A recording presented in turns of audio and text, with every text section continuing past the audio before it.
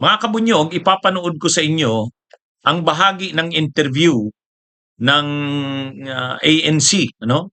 Dito kay retired o dating ombudsman, dating justice ng Korte Suprema, Conchita Carpio Morales. Ha? Kilala naman natin siya. Napakatapang nitong ano na ito, dating justice at dating ombudsman. At yung mga yung tanong sa kanya ng ewan ko, si ano ba ito? Rico Hizon ba ito? Pasensya na, hindi ko masyadong kilala yung mga ano, pero parang si Rico Hizon ito, kung hindi ako nagkakamali. Itong nag-interview sa kanya sa ANC. Tinanong siya tungkol kay Joel Villanueva.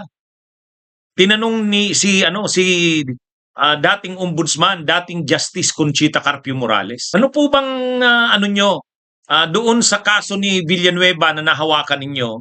Tinanong si Conchita Carpio Morales, gaano po kayo kasigurado na matibay ang ebidensya laban kay Villanueva nang hinawakan nyo ang kaso nito? Sabi niya, nang dinesisyonan niya raw ang kaso ni Villanueva, sigurado siya, certain ang ginamit niyang term. Sabi niya, I was certain that he was guilty. Guilty ang ginamit niyang term. Sigurado siya. Sabi niya pa nga ganito sa pagsasampa ng kaso, hindi naman kailangan guilty. Probably guilty. May probability na guilty. Probable cause. Pero sabi niya, hindi. Nang tiningnan niya ang kaso ni Villanueva, hindi probability lang. Hindi probable cause. Sigurado siyang guilty ito. Kaya ano siya, hindi niya raw gusto yung nangyari na ni-reverse nga ni Martires. Hindi naman daw pinaalam sa kanya, hindi niya naman daw nakita.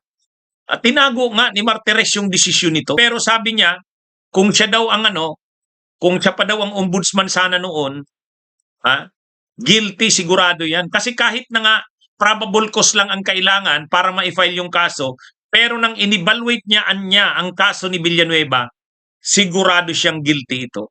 Kaya ano daw sana ngayon daw sana nakakulong yan. Nakakulong daw sana yan. Sabi ni Conchita Carpio Morales kaya lang yun nga, si Martires ang pumalit sa kanya Nang pumalit sa kanya si Martires, itinago yung desisyon kay Villanueva. Hindi pinaalam. Ngayon na lang natin nalaman. Di ba? Ngayon na lang natin nalaman na ni-reverse niya pala yung desisyon ni Morales. Kaya grabe talaga itong ginawa ni Martires. Pupunti yan ni Duterte. Ito, pakinggan natin. Panuorin natin yung paliwanag ni Conchita Carpio Morales. Take a look at the case of Senator Villanueva.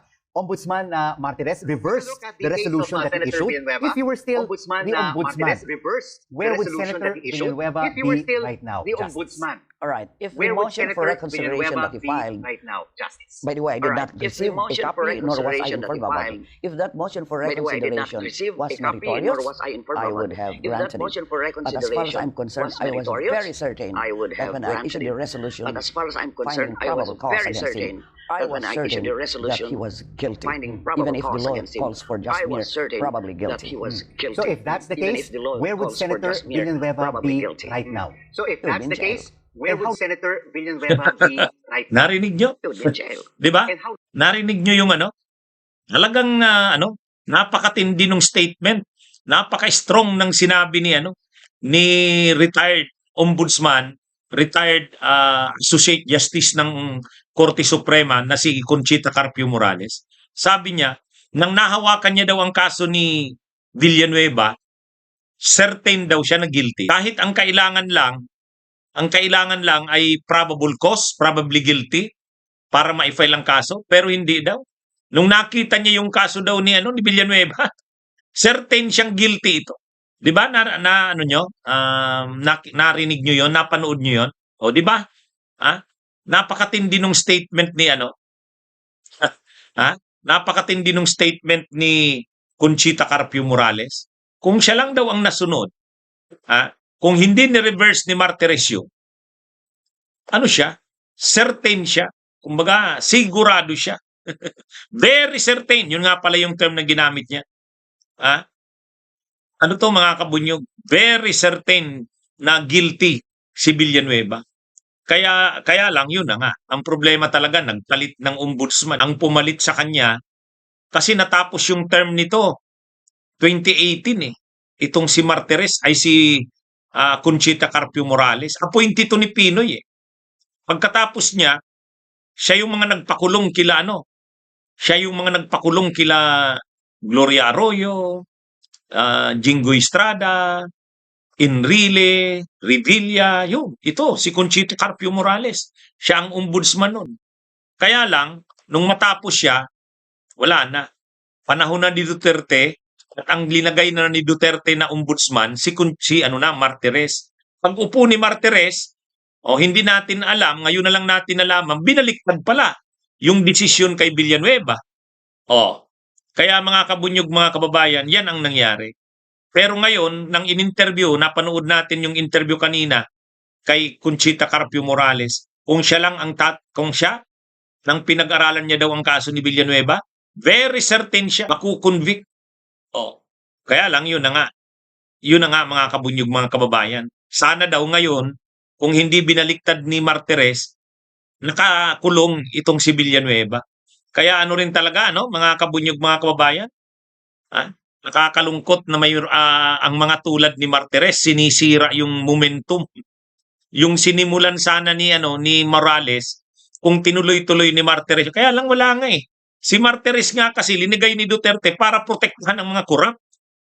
Yun yung yan yung mahirap. Mabuti ngayon at si Boying Rimulya na. Sana ibalik ni maging katulad ni Conchita Carpio Morales si Boying Rimulya. Sa bagay, sa tingin naman natin, sabi naman ni Boying Rimulya, babaguhin niya ang ombudsman. Hindi na tulad nung panahon ni Martires. Kaya naman ito at least saka nag-usap daw sila. Sa interview na yan, kung mapapanood niyo yung buong interview, nag-usap daw sila ni Rimulya, sabi ni Conchita Carpio Morales. Nag-usap daw sila tungkol sa ombudsman niya. Ito pa, mamaya, pinakinggan ko rin yung paliwanag niya tungkol kay Romualdez. Napakaganda ng paliwanag niya. Bakit nahihirapang mapin down si Romualdez? Ang paliwanag niya, layering. Grabe yung layering kay Romualdez. Kumbaga, talagang ang layering ni Romualdez na ginawa, matindi. Kaya, anyway, mamaya ko i-discuss yan. Tinanong din kasi siya, si Conchita Carpio Morales, bakit nahihirapan kay Romualdez? Sabi niya, ang pagkaalam niya, napakatindi ng layering. Pero sabi niya rin naman, kaya naman yan. Kahit naman matindi ang layering, kung talagang pagpupursigihan, kaya pa rin kailangan lang talaga matinding pagbusisi. Anyway, ito sayang din ito si Morales. Tinanong siya kung bakit hindi niya tinanggap yung sa ICC. Inano pala siya? Inoffer sa kanya yung ICC, mga kabunyog. Inoffer sa kanya, ICC, hindi ICC, ICI. Inoffer sa kanya na maging part ng itong ICI. Kaya lang may kondisyon siya. Dalawa lang ang kondisyon niya. Ang unang kondisyon, ayaw niyang papakialaman sila sa ICI. Ayaw niyang makarinig ng tawag o kung anuman. Kumbaga, hindi pwedeng may mga instruction sa kanila kung naanuhin to, ito yung tutukan, ito'y palibrihin. Ayaw niya. Kumbaga, talagang gusto niya independent. Pangalawa, ayaw niya na yung na hindi, ayaw niya daw yung confidentiality ng ICI. Gusto niya transparent. Kaya kumbaga, nga naman talaga. Kumbaga, yung mga ginawa ngayon ni Andres Reyes, yung chairman, una, hindi transparent. Ayaw niya daw nun. Nang tinawagan daw siya, nang kinuntak siya para mag-inoffer sa kanya yung pwesto na yan, ang kondisyon niya, una, ita-transparent sa publiko ang mga hearings. Pangalawa, walang tawag-tawag. Ayaw niya na papakialaman ang hearings o ang investigasyon ng ICI. Mukhang hindi na siya binalikan. So, ibig sabihin, hindi gusto yung mga kondisyon niya. Yan yung paliwanag ni Conchita Carpio Morales. Sayang ano? Siguro kung ito, ang sabi ni Conchita Carpio Morales, okay sana siya sa ICI, kaya lang may mga conditions nga siya. Una, hindi siya tatawagan, hindi sila tatawagan. Pangalawa, open sa publiko. Kaya ano siya, kumbaga hindi na siya tinawagan. So ibig sabihin, pero sayang ano, imagine niyo kung siya yung chairman ng ICI, chairperson ng ICI. Ang galing sana, ano? Ang galing sana, hanga-hanga. Ano to eh? Parang Iron Lady rin to eh. Talagang nakita nyo naman yung niya, yung pagsagot niya sa mga tanong nung nag-i-interview. Kaya sayang eh. Kaya mga kabunyog, mga kababayan, tingnan nyo ngayon, yung ICI, wala. Yung kredibilidad sa publiko, ang baba. Ang baba ng kredibilidad sa publiko. Pero kung ito yung linagay ni PBBM, kahit si PBBM tataas ang ni PBBM. Kasi pinapakita talaga dito na si PBBM linalagay niya yung mga taong independent. 'Di ba? Ang nangyari, ngayon sira yung ICI. Parang tapos iisa na lang ang natitira. Hindi na alam kung anong gagawin. Nakakalungkot.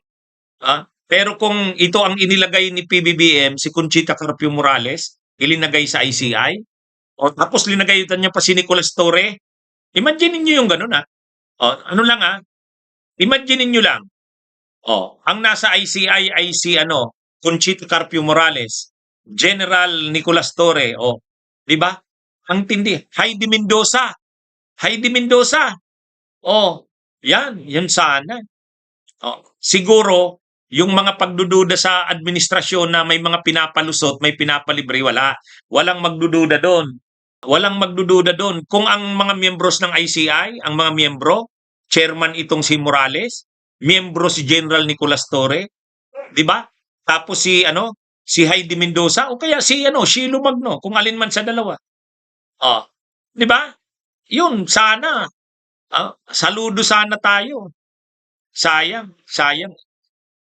Yun din yung hindi naiisip ni PBBM. Hindi naman sa pinapakit. Yun na naman, may magre-react na naman, mas magaling pa ako sa presidente. Hindi yun. Ang point ko, kung ang komposisyon ng ICI ay si Conchita Carpio Morales, si General Nicolas Torre, tapos si Heidi Mendoza, di ba? Matindi yan. Kumbaga, ang respeto sana sa ICI, matindi. Hindi sana tulad ngayon na ang baba na ng yung kredibilidad ng ICI, hindi na malaman kung anong gagawin. Iisa na lang ang natira, yung chairman na lang, at saka yung special advisor, sino ba yun? Si Asurin. Tapos yung executive director, si Attorney Osaka ba yun? Sabi ni Argo, bakit puro kakamping pinili mo? Siyempre, alam nga namang Duterte. Paano mo iimbestigahan ang Duterte kung Duterte ang ilalagay mo? Di ba? Ang iimbestigahan ng ICI mula kay Duterte 2016 to 2022. Tapos mula kay Marcos 22 to 2025. Di magandang ilagay mo mga tulad ni Morales, Heidi Mendoza, saka si Torre. Di ba? Yun. Kaya ito mga kabunyog, mga kababayan? Ano ito?